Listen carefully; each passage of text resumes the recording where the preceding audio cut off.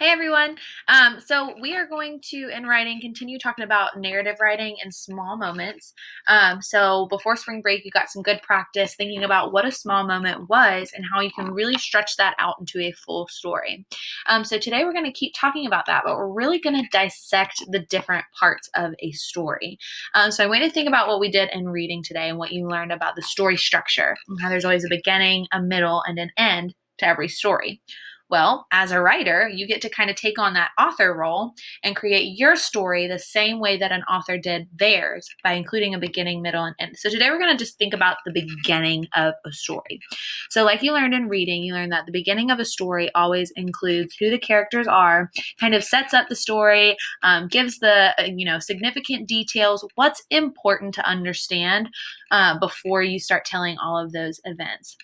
So I'm going to start writing the beginning of my a new small moment, but it's not going to be about dropping the turkey this time. This is going to be about the time that I fell off my bike when I was riding with my brother and all of the other boys in the neighborhood because I was trying to show off. So that's my big moment, but we're not going to focus on that. We're going to focus on the beginning. So when I think about that experience, the first thing that comes to mind is that all of the people that were there were me, my brother, and there were three other boys that lived in my neighborhood. We were all outside playing together.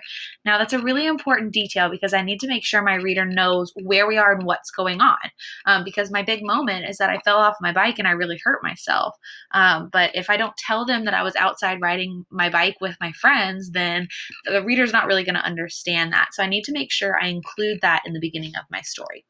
So I'm thinking about how I could start this best. So I might describe what it was like. So it was outside and it was a really hot day. So I might say the sun was beaming on, my bike was yellow, my favorite color. So I'm going to say that. My sun was beaming on my yellow bike as I heard my brother and his friends, let's say, yell at me to catch up.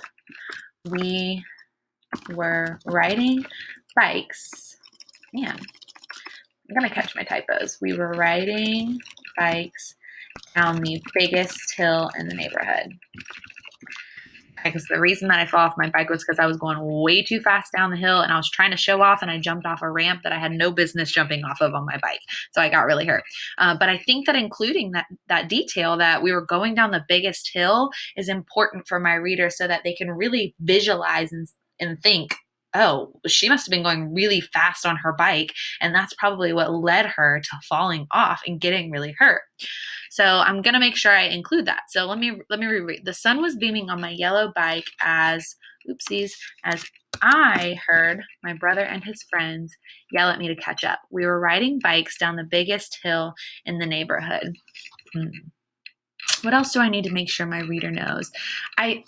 I really think that my reader needs to know that the reason I was out there with them anyway was because I was trying to show off because I was the only girl that lived in my neighborhood and they always kind of teased me and told me that I wouldn't be able to hang out with them because I wasn't as good as riding my bike, but I wanted to prove them wrong. And that's the only reason I did what I did. So I think I'm going to tell my reader that. I might change my mind later, but I'm going to go ahead and include that. So we were riding bikes down the biggest hill in the neighborhood.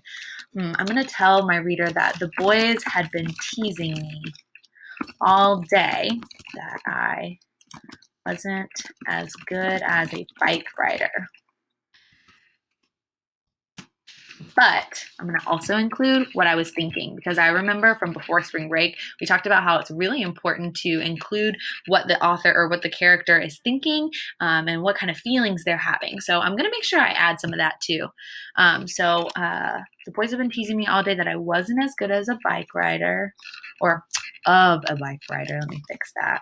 See how I'm rereading and I'm catching my mistakes as I'm going so that my revisions are a little bit easier later on. I was going to prove them wrong today.